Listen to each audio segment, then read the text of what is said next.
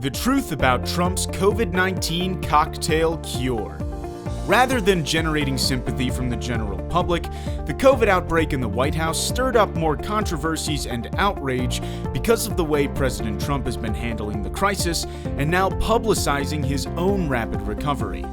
The latest development around the issue is the president's statement about how he was cured with a particular antibody cocktail which he now promises to push out for free to the American people.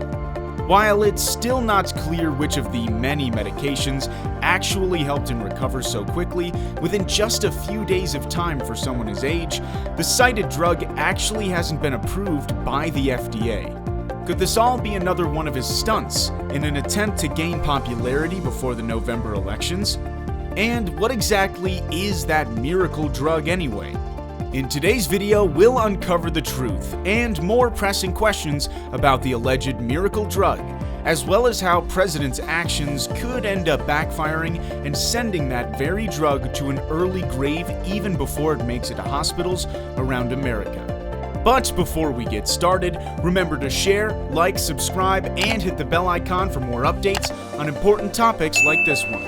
When exactly did President Trump get sick? Before we talk about President Trump's recovery, let's talk about when he actually got sick to begin with, as it helps explain some of Trump's actions as well as the public's reaction to the news about his infection. As with many news about the White House, everything seems to create very polarized opinions and speculations. The fact is, on Saturday, October 3rd, White House officials said that President Trump had been feeling ill more than a day before he admitted to testing positive for COVID-19. That puts the onset of his symptoms between Wednesday, September 30th and Thursday, October 1st, which means that he attended a rally and 2 fundraisers while feeling sick, and this outraged many Americans, and the White House later clarified, saying the president got sick on Thursday and was immediately taken to Walter Reed Medical Center. How sick did the president get? For starters, White House sources indicated that he actually had to receive supplementary oxygen at least at one point from Friday onwards. It was also clear that the president suffered from a fever. Considering these 2 bits of uncontested evidence, along with the fact that the president was taken to the hospital, it's safe to say that his symptoms were not mild. There's also a 3rd bit of evidence that revolves around the very topic of our video: the cocktail drug that President Trump received as part of his treatment, Regeneron. We'll talk about what Regeneron is and what exactly it does later on in this video. But for now, it's important that we point out that this drug has not been approved by the FDA to treat COVID-19 patients. So the only legal way in which the president could have been given the drug is through the said administration's compassionate program, which means that he would have had to be critically ill and would have had to personally authorize its use. Of course, knowing how stubborn our president can be, it could also be the case that he learned about how Regeneron could be a miracle cure for COVID, and he demanded that he be administered the experimental drug so he could keep campaigning as soon as possible. Regeneron, the magic cure according to Trump.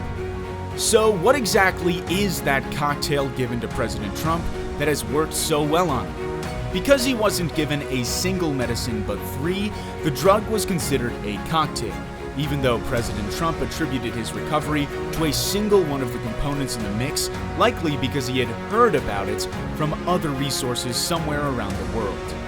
The drug in question was a new experimental drug from a company called Regeneron.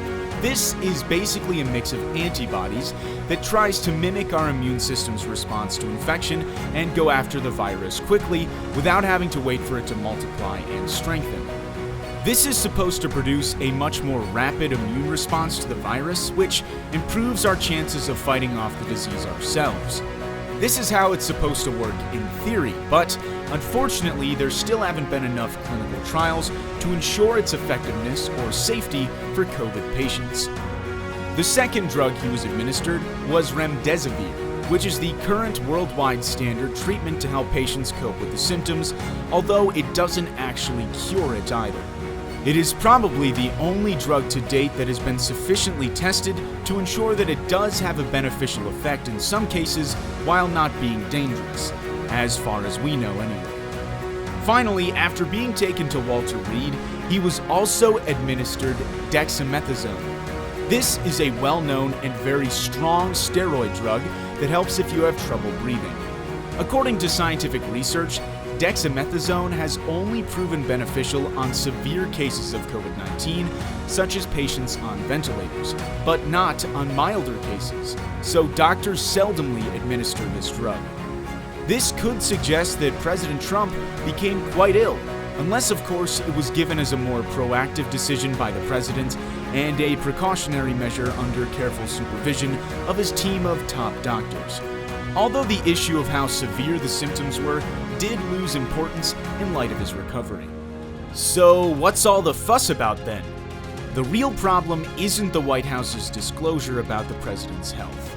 The bigger issue is a series of bold statements the president made about Regeneron being a cure for coronavirus, when in fact it has no clear proof by scientists' researches to date. Presidents touting Regeneron as the miracle cure for COVID-19 is misleading for several reasons. First, this drug isn't approved for use on COVID-19 patients by the FDA because there still hasn't been enough testing performed. President is pushing the FDA's hand to approve a drug which we don't know if it works or if it's safe for the mass population.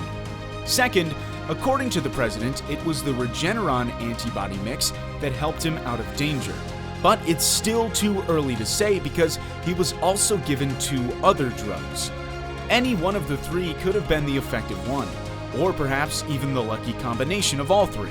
The president's statements did have a heavy impact on the stock market and Regeneron's share price, as it has soared since President's recovery from COVID-19.